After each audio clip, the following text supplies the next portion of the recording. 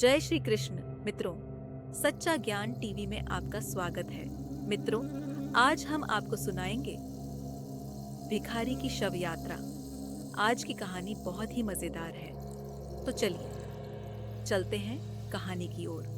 रामू का जन्म एक छोटे से गांव में हुआ था, जहां उसकी जिंदगी गरीबी और संघर्ष से भरी थी। उसके पिता एक किसान थे, लेकिन मौसम की मार और कर्ज की बोझ से वे समय पर फसल उगाने में असफल रहते थे। रामू ने बचपन से ही संघर्ष करना सीखा था।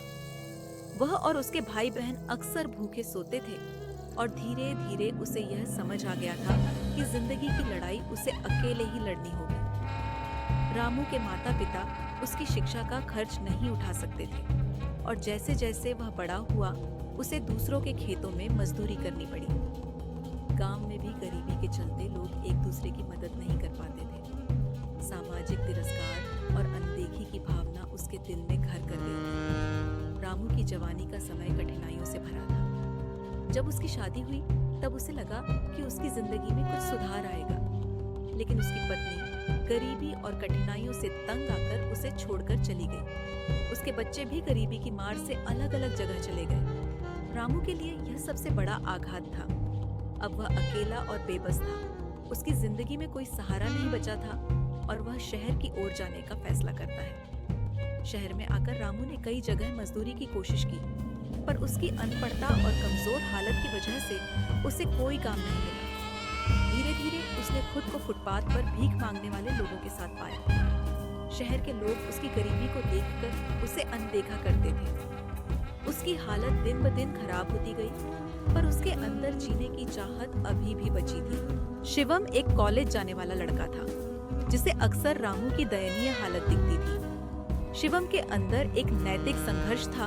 एक तरफ उसे रामू की हालत देखकर दुख होता था, दूसरी तरफ उसके दोस्त और समाज की अपेक्षाएं उसे पीछे खींचती थी। शिवम का यह दुविधा समाज के युवा वर्ग का प्रतिनिधित्व करती है, जो सहानुभूति महसूस तो करते हैं, लेकिन समाज के डर से मदद नहीं कर पाते।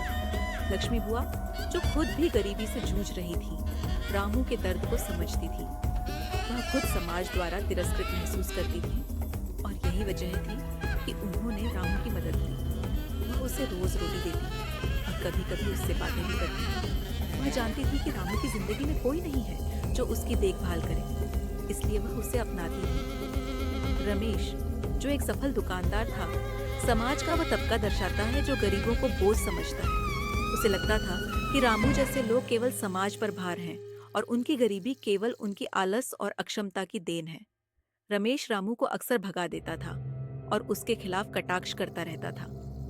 चौकीदार, जो रोज रामू को देखता था, एक लाचार गवाह था।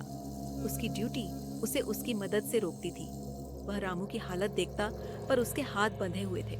उसकी कहानी समाज के उन हिस्सों की नुमाइंदगी करती है जो मदद करना चाहते हैं, लेकिन किसी न किसी कारणवश मदद नहीं कर पाते। रामू के जीवन में कई उतार चढ़ाव आए, लेकिन हर बार उसने किसी तरह अपनी जिंदगी को आगे बढ़ाने की कोशिश की।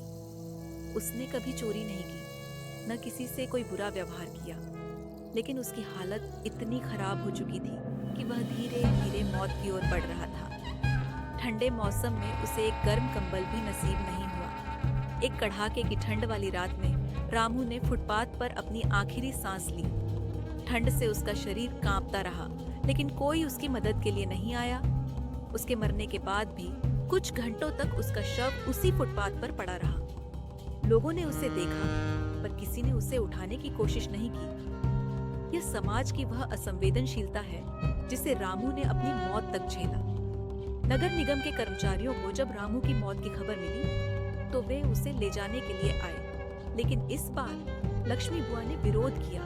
उन्होंने कहा कि रामू को सम्मान के साथ विदाई मिलनी चाहिए। धीरे धीरे यह खबर पूरे शहर में फैल गई और लोग रामू की अंतिम यात्रा में शामिल होने के लिए आने लगे। जो लोग कभी रामू को घृणा की नजर से देखते थे, वे भी उसकी शव यात्रा में शामिल हुए। कुछ अपनी अंतरात्मा के बोझ तले आए और कुछ केवल सामाजिक दबाव के कारण, लेकिन इस यात्रा ने सबको सोचने पर मजबूर कर दिया। लोगों ने रामू की जिंदगी पर विचार करना शुरू किया। और इस बात को महसूस किया कि उनकी उदासीनता ने एक इंसान की जिंदगी को कितना तिरस्कृत बना दिया था। शिवम, जिसने रामू की हालत देखकर हमेशा खुद को असहाय महसूस किया था, अब गहरे पछतावे में डूब गया। उसने सोचा, अगर मैंने पहले उसकी मदद की होती तो शायद उसकी मौत टल जाती। यह एहसास उसके दिल में एक गहरी छाप छोड़ गया और उसने भविष्य में गरीबों की मदद करने का प्रण लिया। रामू की शव यात्रा ने समाज को एक आईना दिखाया। उसकी मौत ने लोगों को यह सिखाया कि इंसानियत का मूल्य केवल पैसों या प्रतिष्ठा में नहीं, बल्कि उन कमजोर और जरूरतमंद लोगों की मदद में है जिन्हें समाज अनदेखा कर देता है। इस कहानी के माध्यम से यह संदेश दिया गया कि समाज के हर व्यक्ति की इज्जत की जानी चाहिए, चाहे वह गरीब हो या अमीर हो, क्योंकि अंत में सबकी मंजिल एक ही है, मृत्यु। रामू की जिंदगी और उसकी मौत ने यह साबित किया कि समाज की उदासीनता एक इंसान की मौत का कारण बन सकती है।